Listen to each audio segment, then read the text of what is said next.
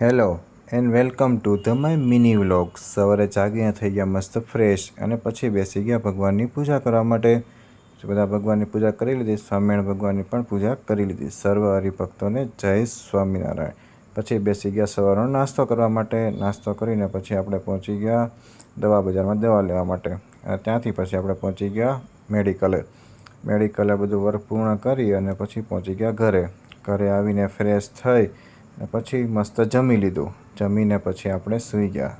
સૂઈને જાગીને પછી પાછા પહોંચી ગયા આપણે મેડિકલે પહોંચીને આજે બધા પેશન્ટ હતા એમને દવા આપી દીધી, જે માલ આવ્યો તો બધો ગોઠવી દીધો અને બધું બિલિંગ કરી દીધું। અને પછી આપણે પહોંચી ગયા ઘરે આવીને પછી ભાણિયાભાઈ આવ્યા હતા તો એમની સાથે બેસીને મસ્ત સાંજનું ભોજન લઈ લીધું।